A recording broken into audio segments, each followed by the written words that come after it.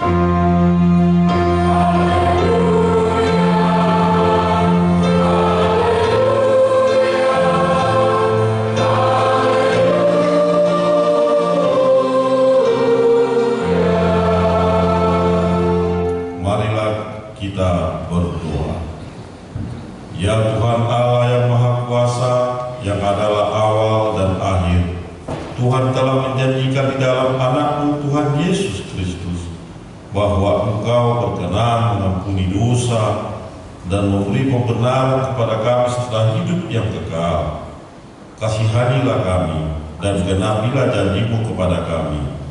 Bangunkan dan pimpinlah kami dengan Roh-Mu, supaya kami mencari pertolongan kepada-Mu pada waktu kesesakan.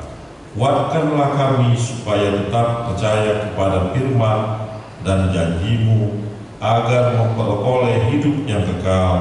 Di dalam nama anak-Mu, Tuhan Yesus Kristus Tuhan kami. Amin. Kita bernyanyi dari Kidung Jemaat nomor 256 ayat 1 dan ayat 2.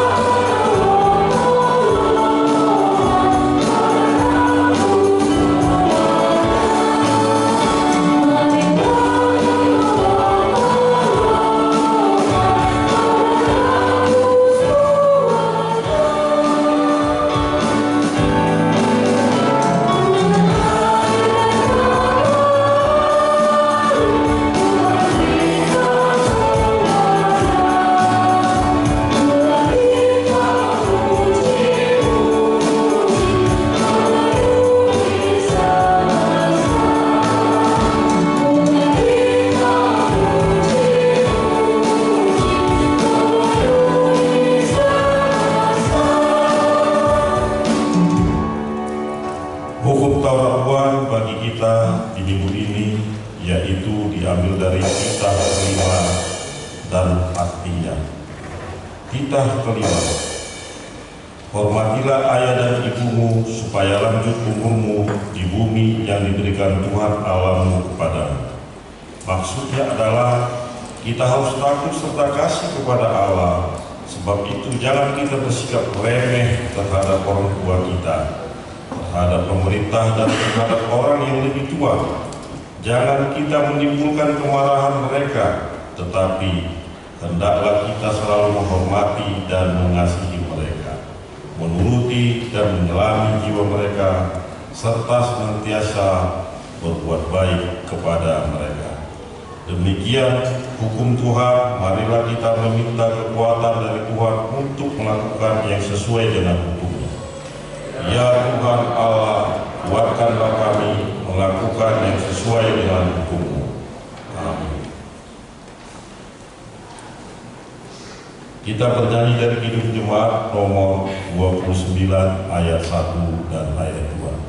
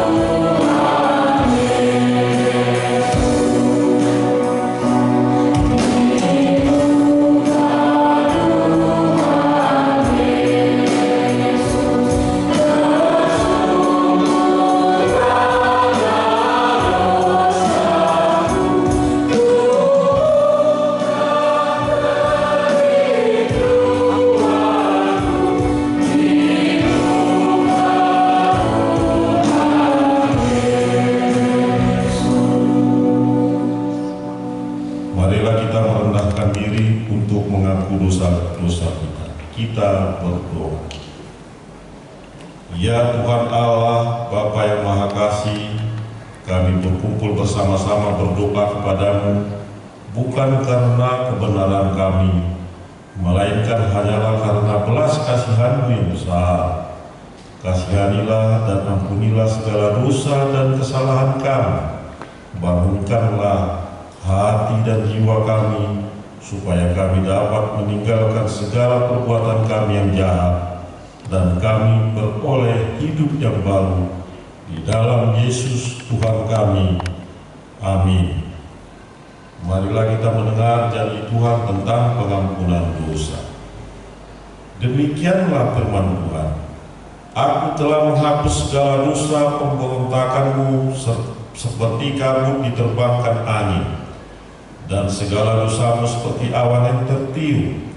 Kembalilah kepadaku, sebab aku telah menebus engkau. Kemuliaan bagi Allah di tempat yang maha tinggi. Amin.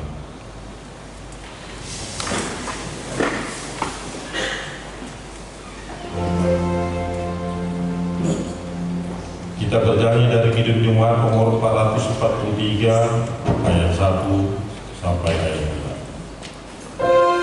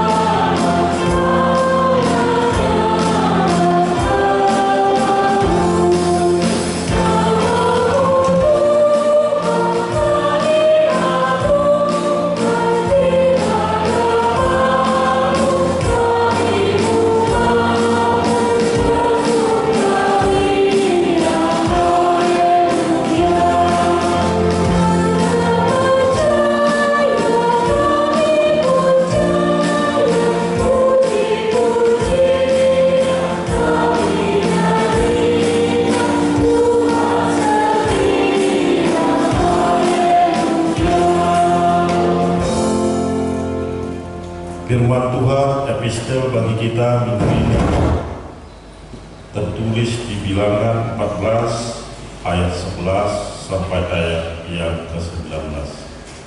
Marilah kita membacanya secara responsorial. Tuhan berfirman kepada Musa, berapa lama lagi bangsa ini menista Aku, dan berapa lama lagi mereka tidak mau percaya kepadaku, sekalipun sudah ada segala tanda mukjizat yang Kulakukan di tengah-tengah mereka.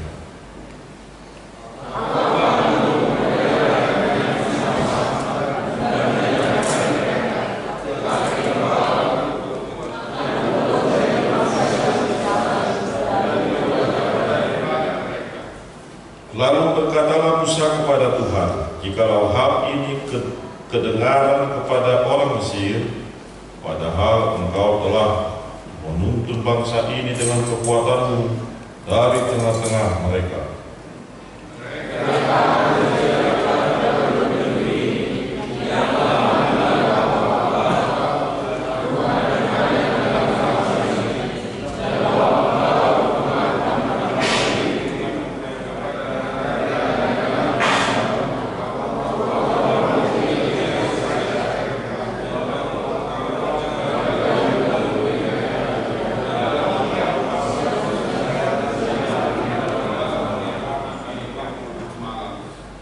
Jadi, jikalau engkau membunuh bangsa ini sampai habis, maka bangsa-bangsa yang mendengar kabar tentang engkau itu nanti berkata,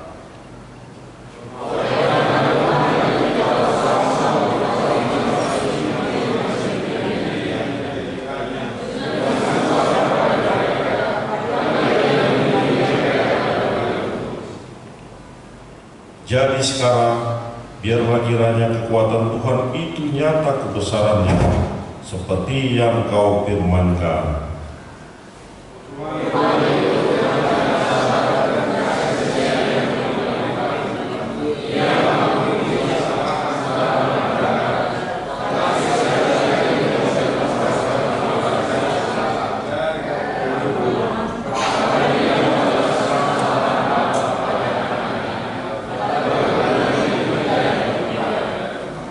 Ampunilah kiranya kesalahan bangsa ini sesuai dengan kebesaran kasih setia-Mu, seperti Engkau telah mengampuni bangsa ini mulai dari Mesir sampai kemari.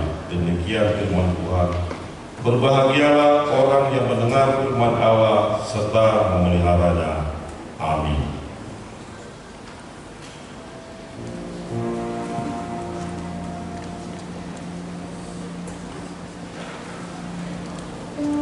Kita bernyanyi dari Kidung Jemaat nomor 249 ayat 1 dan ayat 3.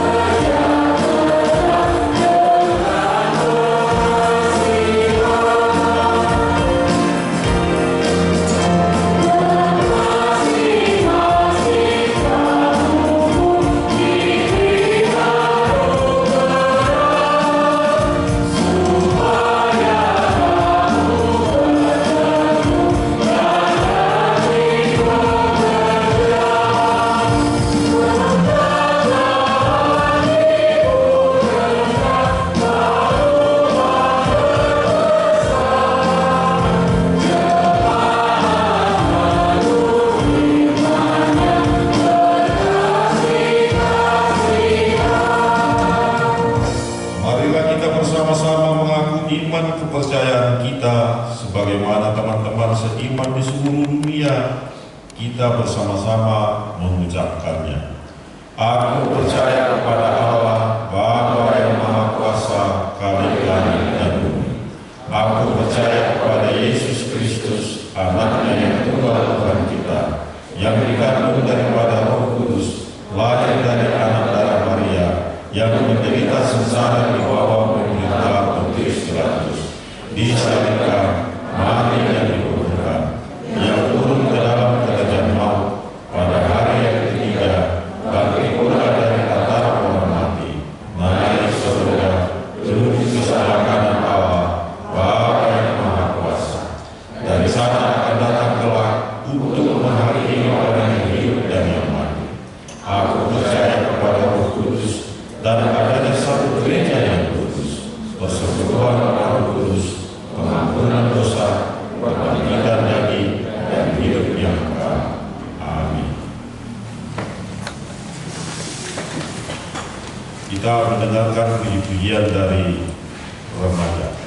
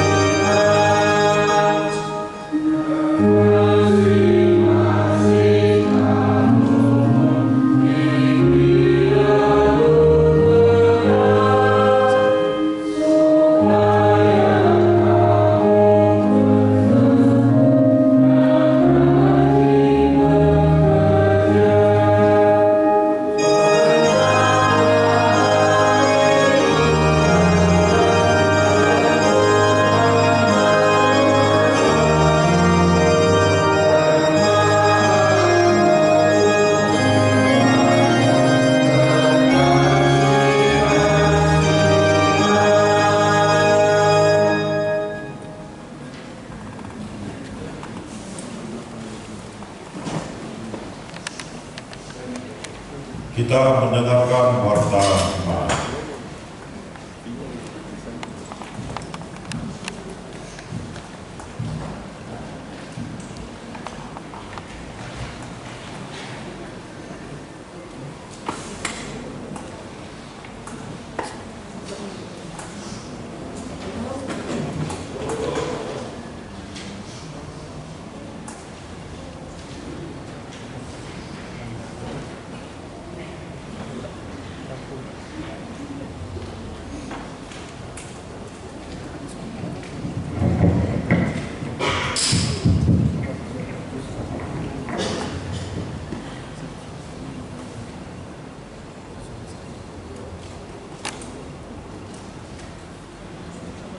Shalom. Selamat hari Minggu mari kita Aminah dan Remaja Nakoso. Waktu jemaat kita minggu ini di tanggal 28 Juni 2026 dengan topik tolong membuatlah semua doa aku kasih yang menggerakkan dan menguatkan. 1. Nama minggu kita hari ini minggu keempat setelah Trinitatis, artinya Ketritunggalan Allah. 2. Statistik A1 jumlah jemaat yang mengikuti ibadah pada minggu 21 Juni 2006. Ibadah bahasa Batak berjumlah 226 orang. Ibadah bahasa Indonesia berjumlah 119 orang. Ibadah gospel doa berjumlah 40 orang. Ibadah sekolah minggu Makassar 100 orang. Ibadah sekolah minggu gospel doa 12 orang. Ibadah live streaming 24 April. A2 berita pernikahan. Daftar 1 akan menerima pendekatan pernikahan saudara Adik Disto Pratama Seragi, putra Bapak Istri, putra Insinyur Jeff Rudianto Seragi, MSc, Ibu SC Eva Susalina Berubah, Jemaat Gereja BKPS Masuk 5 Resort Setia Negara Distrik 1 Pematang Siantar, yang bersangkutan tinggal di Jalan Leton nomor 15 Pematang Siantar. Dengan tunangannya Yatrina Semanukali, putra Bapak ST Adon Semanukali ST, Ibu A E Bersinaga almarhum dengan Ibu RT Tergolong, Jemaat AKBP Makassar Desa, Sulawesi Selatan.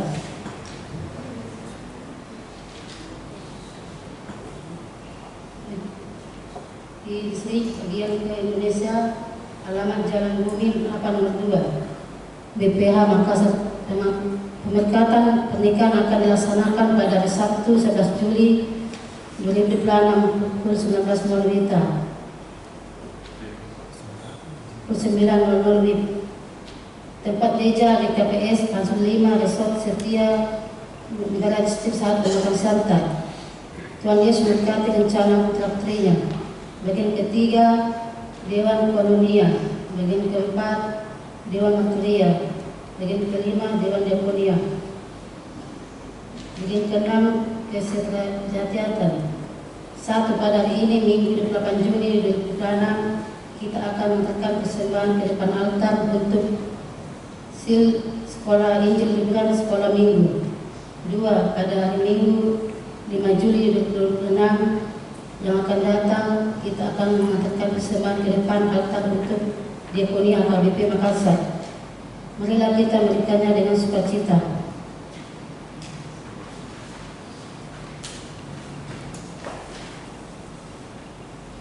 Bagian ke-7 pelayanan. Kebaktian wilayah masuk pukul 19 WITA. Ibadah wilayah Kolose pada hari Selasa tanggal 30 Juni 2006 di rumah keluarga Dr. Anustai Siturang MPD D.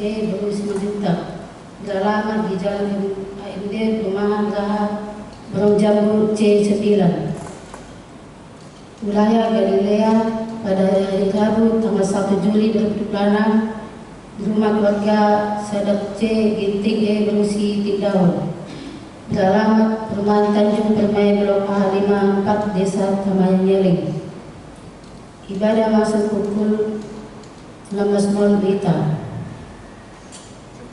Bagian ke-8 pengumuman. A1 perwilayah melayani ibadah minggu. Pada hari Minggu 5 Juli 2006 yang akan datang, perwilayah yang mengisi pada surat di gereja bahasa Batak adalah wilayah Filipi. A2 ibadah di pos pelayanan gua. 1. Pada hari ini Minggu 28 Juni 2006 pada surat yang melayani ibadah minggu di pos pelayanan gua adalah Korhen AKBP. 2. Pada hari Minggu 5 Juli 2006 yang akan datang pada surat yang melayani ibadah minggu di pos pelayanan gua adalah Kota Remaja. A3 sekolah Injil liburan atau SIL dan retreat sekolah minggu. Berdasarkan program sekolah minggu Makassar tahun 2006 akan mengadakan kegiatan sebagai berikut. A1 Sekolah Injil Liburan atau SIL Senin 29 Juni 2026 pukul 9.00 sampai pukul 13.30 WITA. Untuk anak sekolah minggu, anak TK ke atas bertempat di gedung sekolah minggu. Yang kedua, Zitri 29 Juni 2026 pukul 13.30 WITA sampai Selasa 30 Juni 2026 pukul 16.00 WITA. Untuk anak sekolah minggu kelas 2 SD ke atas bertempat di wisata kebun Kabupaten Goa. A4 rapat Lalado Petono pada hari Sabtu 4 Juli 2026 mulai pukul 10.00 sampai selesai bertempat di gedung sekolah minggu. Lalado Petono akan melaksanakan rapat evaluasi program kerja dan anggaran tahun 2026. Dimohon kepada semua seksi yang ada di Dewan Ekonomia, Dewan Material dan Dewan Deponia untuk menyampaikan hasil evaluasinya ke Ketua Dewan masing-masing paling lambat Minggu 28 Juni 2026. Kiranya rapat dapat berjalan dengan baik dalam penyertaan Tuhan. Bagian B, jemaat yang sakit. Mohon dukungan doa bagi warga jemaat AKBP Makassar yang sedang dalam kelemahan tubuh baik rumah maupun rumah sakit.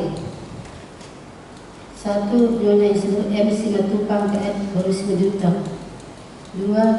Nyonya ST B. Medernau CG baru Manula. 3. Nona Nulian baru Pasar Ibu.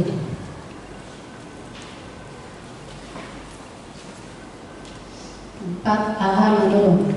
5. Nyonya W. Nebaho KF baru Pasar Ibu. 6. Nyonya EJ Sitorus C baru Panjaitan. 7. Nyonya MP Silitonga F berupa Samose. 8. Nyonya F Silaban F berupa Pahar. 9. Hasil terus Pane. 10. Nyonya Siombing HB berupa Tagaw.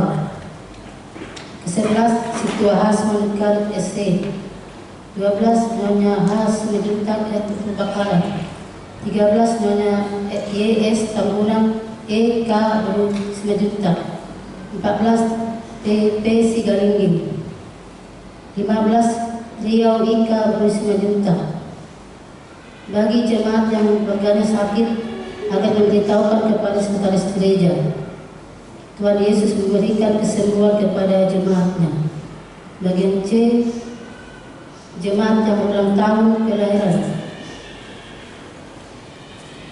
Daftar jemaat yang akan ulang tahun mulai dari tanggal 9 Juli sampai 5 Juli 2026. Ulang tahun kelahiran jemaat sampai dewasa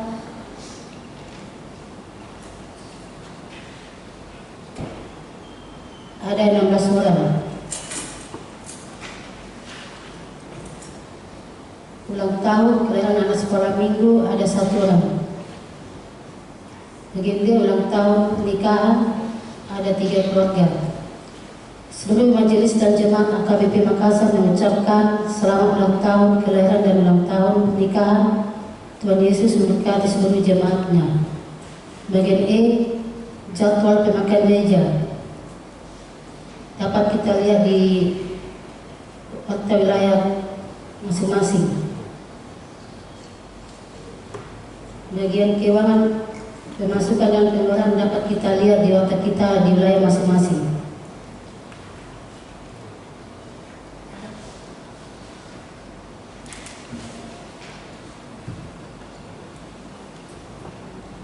Jadwal kegiatan mulai tanggal 9 Juli sampai 5 Juli 2026 dapat kita lihat di otak wilayah kita masing-masing otak kirim.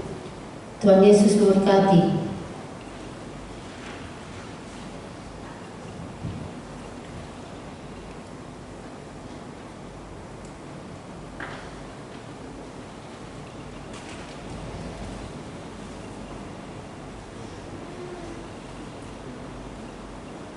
Kita akan menyampaikan persembahan kita kepada Tuhan.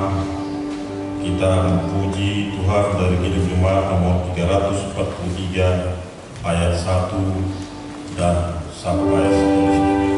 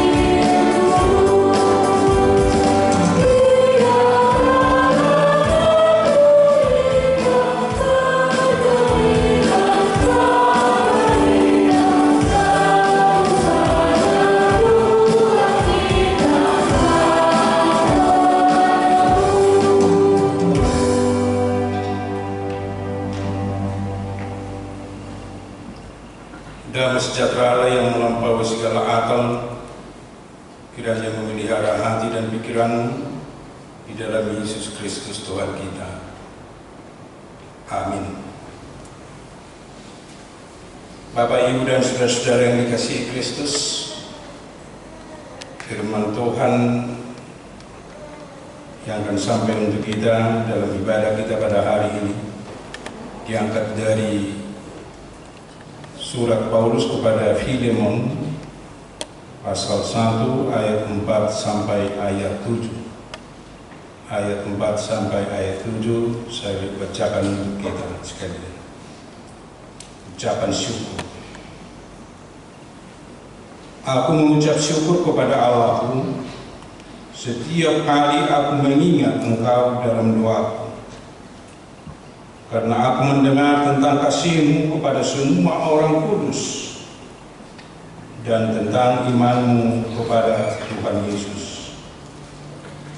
Dan aku berdoa agar persekutuan-Mu di dalam iman turut mengerjakan pengetahuan akan yang baik di antara kita untuk Kristus.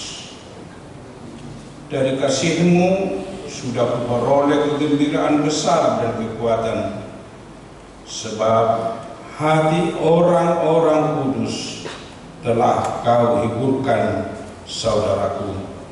Demikian firman Tuhan. Bapak, Ibu, dan saudara-saudara yang dikasihi Kristus,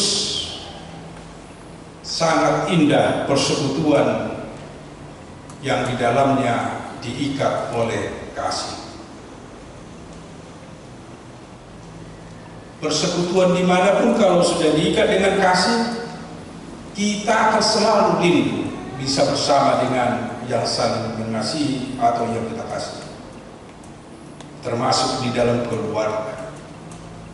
Kalau sudah kasih yang mengikat di dalam keluarga, itu yang terindah, bahkan membawa keluarga itu selalu sukacita dan bisa menjalani kehidupan dengan enak dan nyaman.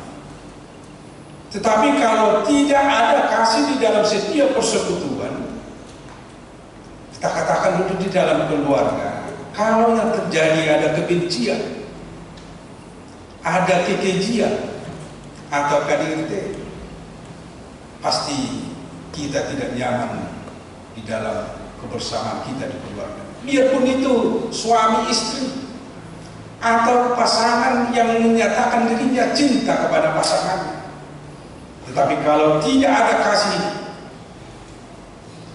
itu sangat-sangat berbahaya. Itu yang terjadi, yang viral beberapa minggu ini. Seseorang laki-laki yang menyatakan cinta kepada seorang perempuan, tetapi dia membekap perempuan itu sampai 3 tahun, bahkan menyakiti sampai dia cacat seumur hidup. Kata cinta tetapi tidak berangkat dari kasih, itu sangat-sangat merugikan, bahkan sangat merusak dalam hubungan sesama manusia, apalagi hubungan antar orang per orang. Sangat indah ikatan kasih dalam setiap persekutuan kita dalam kehidupan. Itu yang terjadi hubungan antara Paulus dengan Filemon. Memang mereka diikat karena kasih di dalam Kristus, karena mereka sama-sama yang hidup di dalam Kristus dan melayani Kristus. Berangkat dari kasih di dalam Kristus, justru mereka diikat dengan baik, dengan indah di dalam persekutuan setiap hari. Biarpun mereka berjauhan, Filemon masih dalam pelayanan, Paulus sudah dipenjara, tetapi mereka saling merindukan, bahkan mereka tetap diikat kasih. Karena ikatan kasih yang menjalin dan mengikat Paulus dengan Filemon, Paulus justru dengan senang hati dia mau menulis surat kepada Filemon dengan bermohon atau meminta sesuatu yang dibutuhkan oleh Paulus yang akan dilakukan oleh Filemon. Padahal hubungan mereka sebelumnya adalah hubungan guru dengan murid. Karena Filemon adalah salah satu murid dari Paulus. Tetapi karena sudah lebih tinggi ikatan kasih, Paulus tidak mengandalkan otoritasnya sebagai guru, tetapi dia menempatkan dirinya sebagai teman yang diikat oleh kasih. Sehingga Paulus tidak ragu-ragu menyatakan apa yang dia kenal, apa yang dia tahu tentang Filemon. Karena dia selalu mendengar cerita, mendengar berita, mendengar apa yang berkembang dalam kehidupan Filemon. Biarpun mereka tidak sama lagi dalam pelayanan karena Paulus sudah dipenjara, tetapi karena dia mengasihi Filemon, Paulus selalu mengikuti perkembangan hidup dari Filemon. Yang dia tahu salah satu hidup Filemon yang sangat luar biasa, kasihnya yang sangat luar biasa, yang selalu dia lakukan dan selalu dia tunjukkan di tengah-tengah jemaat dan juga di tengah-tengah pelayanan. Dia selalu menampilkan gaya hidupnya yang selalu mengasihi sesamanya, apalagi jemaat-jemaat yang dia layani dan juga orang-orang yang di sekitar. Bukan hanya kasih yang dia lihat, tetapi juga iman dari Filemon yang begitu berkembang, bahkan semakin kuat mengimani kuasa Allah dan kasih Allah di dalam hidup, yang menjadi inspirasi dan kekuatan bagi dia untuk menerapkan kasih di dalam hidupnya, karena dengan iman akan membuahkan kasih yang seutuhnya di dalam hidupnya. Itu yang dia dengar, itu yang dia dilihat oleh Paulus, sehingga itu dia nyatakan melalui suratnya kepada Filemon.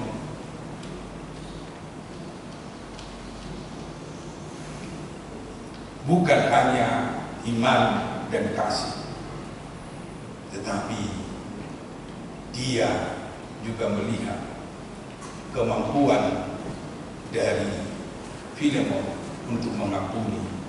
Itu nanti bisa kita lihat dalam ayat-ayat selanjutnya di kitab Filemon. Kita baca mulai ayat 3 sampai 22. Di sana akan kita temukan bagaimana Paulus melihat kekuatan dari Filemon untuk mengampuni kesalahan orang lain. Ini terjadi dalam proses pelayanan Paulus dan juga proses pelayanan Filemon. Ternyata di antara mereka menjadi perekat dalam kehidupan mereka, yaitu Onesimus. Ada seorang bernama Onesimus, budak dari Filemon sebelumnya.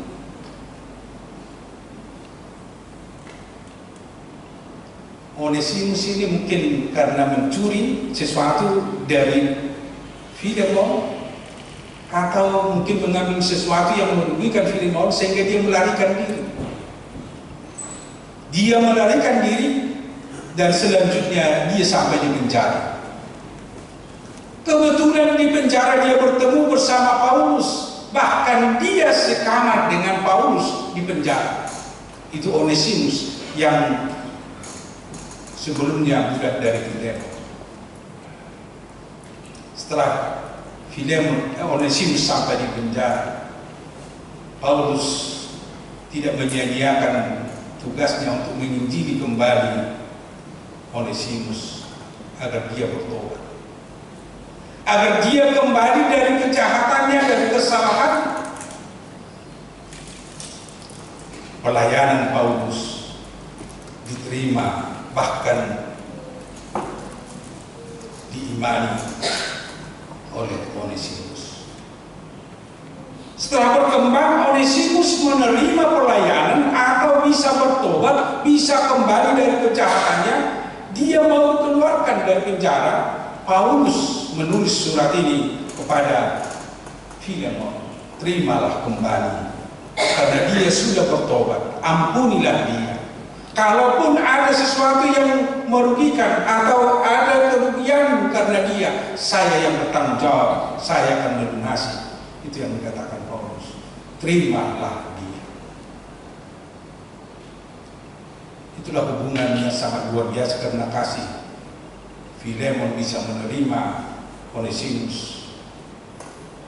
Paulus bisa memberi pertolongan kepada Onesimus supaya dia bertobat dari kejahatannya dan balik kembali, bahkan kembali kepada Filemon. Itulah yang luar biasa kita lihat dampak dari kasih di dalam kehidupan manusia. Dampak dari iman dalam kehidupan manusia. Dia bisa melakukan yang terbaik kepada orang lain karena dia memiliki iman. Dan dia bisa melakukan itu dengan betul-betul dari hati nurani karena berangkat dari kasih dari iman dan kasih dari Kristus, iman dan kasih dari Allah, dan dia dimampukan untuk bisa mengampuni sesama manusia sebesar apapun kesalahannya. Kalau dalam tradisi orang Yahudi, orang atau seorang budak yang melakukan kejahatan, dia bisa menyiksa, bahkan membunuh yang melakukan kejahatan. Berarti dari sisi hukum Yahudi, Filemon bisa membunuh Onesimus, tetapi karena kasih dia mau menerima kembali si Onesimus kembali sesuai dengan permohonan atau permintaan dari Paulus. Bapak, Ibu, dan saudara-saudara yang dikasihi Kristus, tentu cerita Alkitab, khotbah ini menginspirasi kita bagaimana kita untuk bisa hidup di dalam kasih, hidup di dalam iman, dan bagaimana kita untuk bisa saling mengampuni dalam kehidupan kita, karena itulah menjadi pilar kehidupan kita sebagai orang percaya. Itulah menjadi tiang-tiang menunjukkan bahwa kita adalah orang percaya, orang yang telah menerima Kristus, orang yang telah menerima Allah di tengah-tengah kehidupan kita. Kalau orang yang menyatakan dirinya sebagai orang Kristen tetapi dia tidak memiliki kasih, berarti dia belum tentu jadi Kristen. Atau kita katakan orang Kristen tidak bisa, harus betul-betul hidup di dalam kasih. Tiap hidupnya harus di dalam kasih. Orang yang menyatakan dirinya orang percaya harus betul beriman kepada Allah Bapa, Anak, dan Roh Kudus. Itulah pilar yang betul-betul mendirikan kita, kekuatan kita di dalam menjalani kehidupan. Orang Kristen atau yang menyatakan dirinya telah diselamatkan oleh Kristus, dia harus mampu mengampuni siapapun yang berbuat salah kepada kita. Bahkan mengasihi musuh kita, itu yang dinyatakan atau yang diperintahkan oleh Yesus, menjadi pilar juga bagi dalam kehidupan kita untuk bisa mengampuni sesama kita. Ketiga hal itu tidak bisa lepas dari kehidupan setiap orang, setiap yang menyatakan dirinya orang percaya. Berarti kita yang hadir sekarang di gereja ini harus memang betul-betul menunjukkan bahwa pilar itu menjadi penopang dalam kehidupan kita, yaitu iman, kasih, dan pengampunan itu. Sama seperti Yesus yang menunjukkan segala sesuatu yang kita katakan dalam kehidupan kita sebagai orang Kristen, yang menjadi teladan bagi kita untuk pilar kehidupan sebagai orang percaya dalam kehidupan. Coba kita lihat satu persatu, Bapak, Ibu, dan saudara-saudara, soal iman. Untuk memperkuat pemahaman kita tentang iman, bisa kita baca nanti dari Ibrani 11 ayat 1. Iman berarti orang yang telah mempercayai Allah, mempercayai kuasa Yesus, mempercayai Roh Kudus bekerja dalam kehidupan kita. Itu bisa dia rasakan dalam hidupnya, biarpun tidak bisa dilihat dari mata kepalanya sendiri bagaimana bentuk Allah itu. Seperti apakah Allah yang kita kenal, yang menciptakan kita, yang telah menempatkan kita di dunia ini, dan yang telah memelihara kehidupan kita. Tetapi itu bisa kita rasakan, bahkan itu bisa kita yakini. Itu adalah salah satu iman. Apalagi apa yang telah dikerjakan Yesus untuk menyelamatkan kita. Dia datang dari kemuliaannya untuk menyelamatkan kita. Itu bagian terbesar yang harus mengangkat kita semakin mengenal kuasa Allah. Bahwa di dalam Allah itu adalah keselamatan yang telah disediakan, diberikan kepada setiap orang percaya. Biarpun dia sebenarnya yang diselamatkan itu latar belakangnya orang berdosa, orang yang jauh dari mata Tuhan, orang yang memberontak kepada Tuhan, orang yang tidak layak sebenarnya di hadapan Tuhan, tetapi Allah menyelamatkan di dalam Yesus Kristus. Itu sangat luar biasa, dan itu bisa kita terima, bahkan bisa kita hidupi hanya karena iman dan juga dengan Roh Kudus. Seperti yang sudah kita dengarkan dalam khotbah beberapa minggu ini, Tritunggalan Allah, Allah itu Allah yang Tritunggal. Roh Kudus memang tidak bisa kita lihat dengan mata kepala kita sendiri, tetapi sering digambarkan seperti angin yang bisa kita rasakan. Demikian juga Roh Kudus bisa kita rasakan dalam hati kita, bisa kita rasakan dalam kehidupan kita, biarpun tidak bisa kita lihat dari mata fisik kita atau mata kita. Itu luar biasanya iman. Tanpa melihat tapi dia percaya, tanpa melihat tapi dia berpengharapan, yaitu percaya akan kuasa Allah, keselamatan yang disediakan Allah, dan percaya akan kehidupan yang kekal. Seperti yang saya katakan, tolong dibaca nanti Ibrani 11 ayat 1. Sangat luar biasa menguatkan kita tentang iman untuk mempercayai Allah yang Tritunggal itu yang bekerja di dalam kehidupan. Dan orang yang beriman, dia akan dikuatkan, bahkan termotivasi untuk melakukan kasih di dalam hidup. Karena tanpa iman, dia susah untuk menerapkan kasih di dalam hidupnya. Bisa seseorang yang tanpa iman melakukan yang baik terhadap sesamanya, tetapi umumnya itu karena dia mau meminta supaya yang lain juga berbuat baik sama dia. Atau dengan kata lain, setiap perbuatan-perbuatan yang kita lakukan selalu mengharapkan imbalan itu dunia. Tetapi orang yang percaya, orang yang beriman, untuk menunjukkan kasihnya, dia tidak mengharapkan apa-apa. Tetapi itu adalah bagian dari buah-buah iman. Itu bagian dari keyakinan dan kepercayaan kita. Itu bagian dari tanggung jawab setiap orang percaya. Makanya kalau dikatakan kita mengasihi musuh kita, jangan harapkan apa-apa dari musuh. Tetapi itu bagian tanggung jawab kita, tugas kita sebagai orang percaya.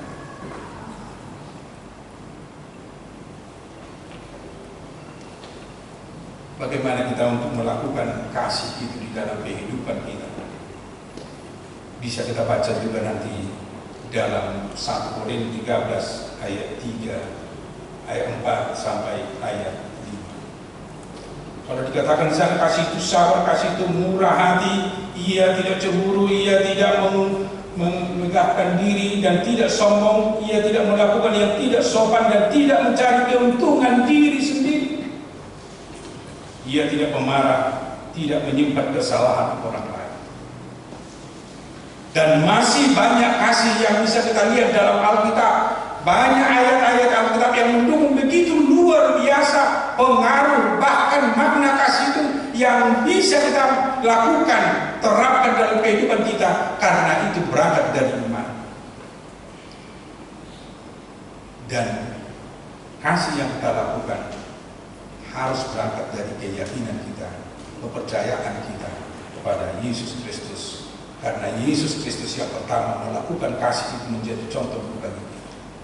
Kasih Yesus yang paling dalam bagi kita orang percaya, yaitu kasih yang mau berkorban. Itu sangat penting kita terapkan dalam kehidupan kita, karena kasih tanpa pengorbanan tentu itu bukan kasih yang dari Kristus.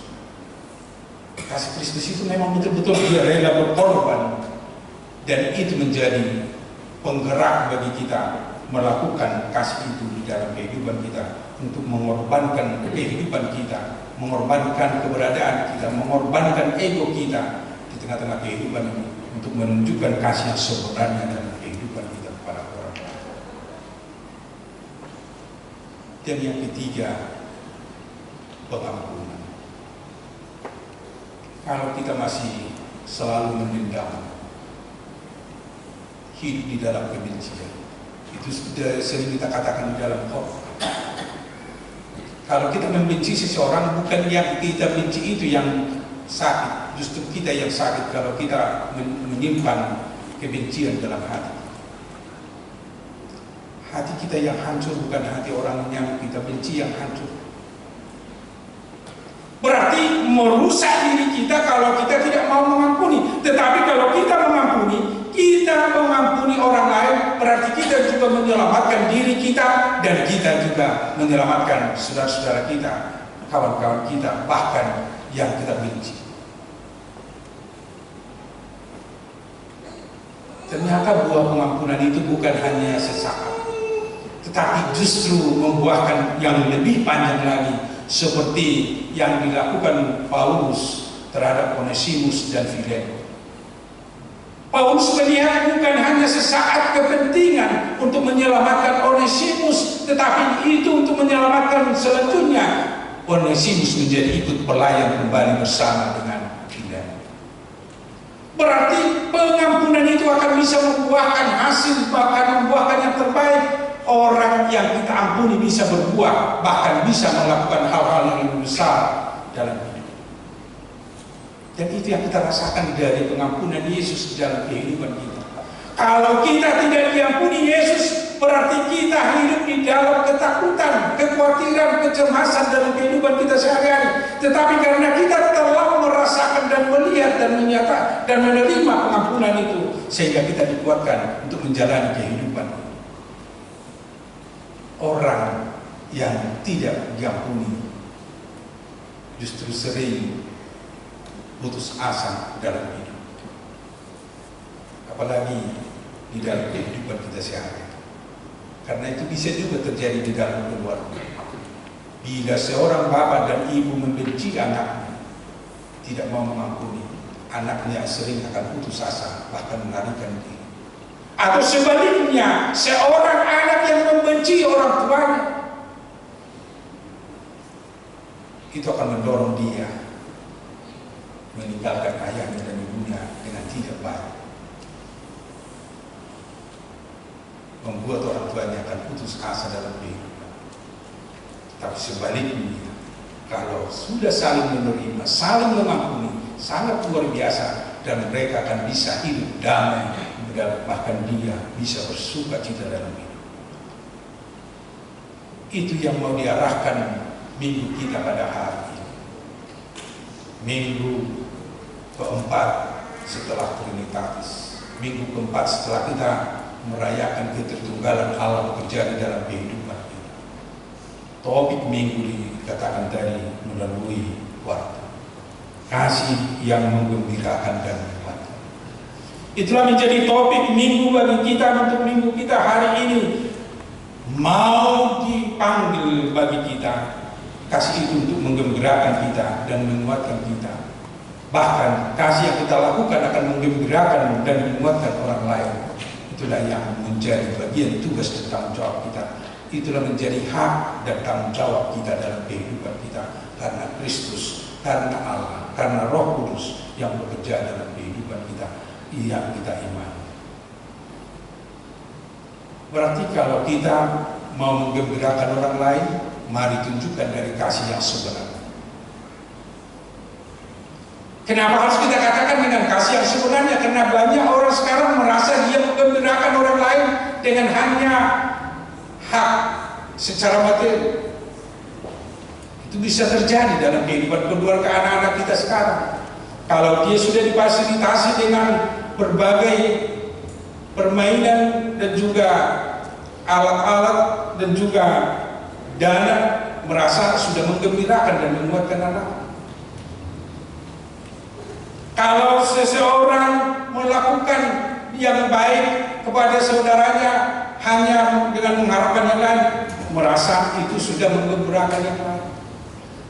Kasih yang sebenarnya harus kita pandang dan kita lihat untuk melakukan hal yang baik untuk menggembirakan yang lain, itu harus berangkat dari kasih pengorbanan Yesus Kristus.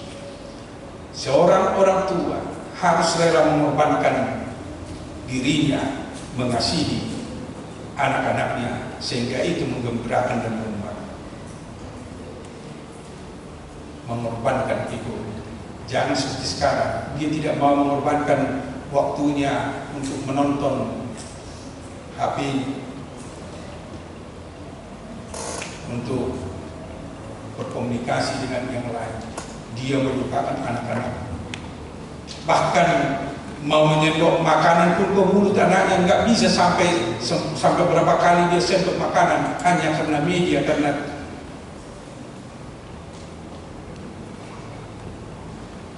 alat-alat komunikasi yang ada di tanah. Kasih itu memang harus menggembirakan dan menguatkan. Itu yang dipanggil, itu yang diajarkan bagi kita di dalam menjalani kehidupan kita dan juga di dalam kebersamaan kita dengan yang lain. Sama seperti Filemon yang diingatkan oleh Paulus, melakukan kasih yang menggembirakan dan menguatkan kepada Onesimus, dan itu yang menjadi tanggung jawab kita, tugas kita sebagai orang percaya. Untuk itu Bapak, Ibu, dan saudara-saudara, kalau kita semakin merenungkan dan menguatkan iman kita atas pemeliharaan Allah, keselamatan yang disediakan Allah, yang diberikan Allah kepada kita, penyertaan Allah di dalam rohnya, di dalam kehidupan kita, tentu kita akan termotivasi dan akan dikuatkan untuk melakukan kasih, dan itu akan menguatkan dan menggembirakan saudara-saudara kita, dan kasih itu juga akan menguatkan diri kita sendiri dan menggembirakan kita di dalam perjalanan kehidupan kita di dunia ini. Amin. Mari kita berdoa.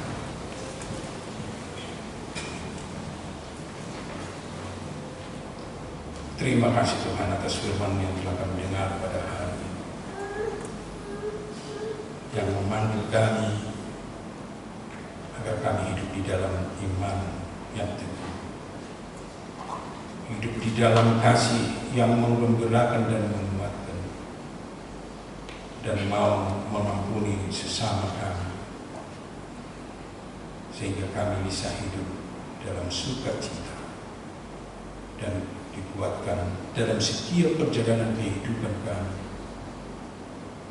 dan juga menggembirakan dan memberi sukacita dan kekuatan kepada sesama kami. Seperti Engkau yang datang mengasihi kami, menggembirakan kami karena kami telah menerima kehidupan yang kekal, dan menguatkan kami untuk memenangkan segala perjalanan kehidupan kami dan pergumulan kami di dunia ini, karena iman yang telah menguatkan kami. Untuk itu Tuhan, biarlah Roh-Mu, Roh Kudus selalu bersama dengan kami, Roh-Mu yang menguatkan kami untuk selalu hidup di dalam iman dan juga di dalam kasih. Bapa di surga, kami berdoa untuk perjalanan gereja-Mu di tengah-tengah dunia ini. Biarlah gereja-Mu selalu hidup di dalam kasih, sehingga gereja-Mu membawa kasih dan menggembirakan karena kasih, dan juga menguatkan semua jemaat-Mu dalam pelayanan. Berkati semua pelayan di dalam gereja, agar kami juga melayani di dalam kasih yang menguatkan dan membawa sukacita kepada jemaat-Mu yang kami layani. Karena itu sudah menjadi pilar dalam kehidupan kami, dalam keimanan kami, untuk bisa bertahan hidup dalam kondisi dunia kami yang begitu banyak pergumulan. Tolong kami. Demikian juga kami berdoa untuk bangsa dan negara kami. Biarlah Tuhan ingatkan semua pemerintah kami untuk bisa melakukan tanggung jawabnya sesuai dengan panggilan Tuhan untuk mensejahterakan dan menyelamatkan semua masyarakat, agar kami merasa nyaman dan aman dalam melaksanakan tugas-tugas kami dan kebersamaan kami dengan yang lain, dan juga untuk mencari nafkah di tengah-tengah kehidupan kami masing-masing. Tunjukkan kuasa-Mu untuk mengarahkan pemerintah kami hidup di dalam kejujuran dan keadilan, agar mereka mau membawa kami ke kehidupan yang terbaik, bahkan memenangkan kami dalam setiap kehidupan yang terbaik bersama dengan yang lain, dan kami tidak mau mengalami kekhawatiran dan ketakutan dalam kehidupan. Maka di surga kita berdoa untuk saudara-saudara kami, jemaat umum yang sakit pada saat ini. Inang simatu pangkuru simantunta kinang banjarnau puru manulang nona parudian puru basarinu amang lahaman puru inang laibaha puru basarinu inang storus puru kanjaitan inang sumikomo puru samosir inang silawan puru papahan amang storus pani inang siromi puru tagaw amang suntuaha simanungkani nonya simanjunta puru bakar nonya tambunan puru simanjunta amang tepili sikalini anak kami Ria Wika Boru Simanjunta.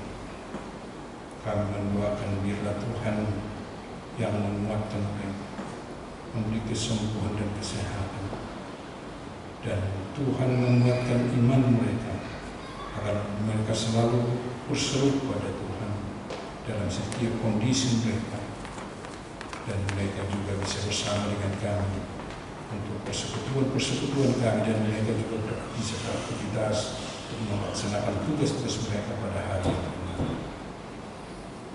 Dan ampuni kami dari dosa dan kesalahan kami, agar kami layak menerima berkat-Mu. Di dalam Yesus Kristus, terima dan sempurnakanlah doa kami. Amin. Kita memuji Tuhan dari Kidung Jemaat nomor 393 ayat 1 sambil mengumpulkan persembahan untuk partisipasi kita untuk sekolah Injil hiburan dan sekolah minggu.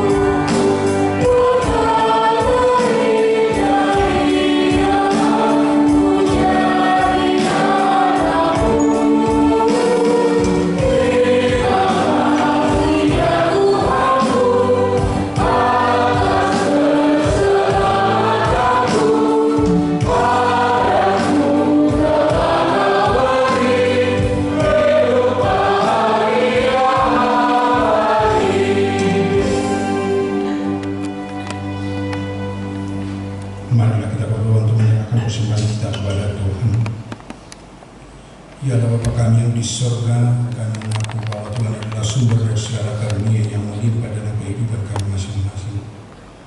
Sebagian daripada karunia itu kami serahkan kembali sebagai persembahan kepada Tuhan. Terimalah dan berkatilah persembahan umat-Mu ini, agar dapat kami pergunakan untuk pekerjaan dan pelayanan kerajaan Tuhan di dunia ini. Bukalah hati kami untuk mengenal betapa banyak berkat dan karunia yang kami peroleh dari Tuhan, supaya kami senantiasa bersyukur kepada-Mu. Di dalam nama Yesus Kristus Tuhan kami. Amin.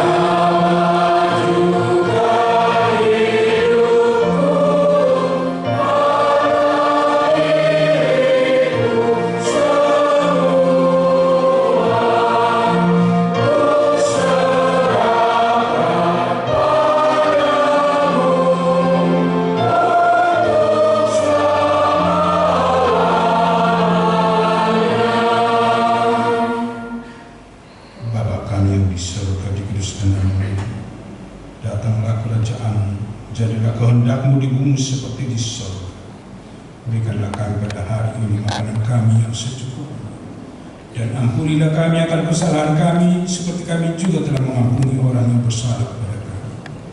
Dan janganlah membawa kami ke dalam pencobaan, tetapi lepaskanlah kami daripada yang jahat.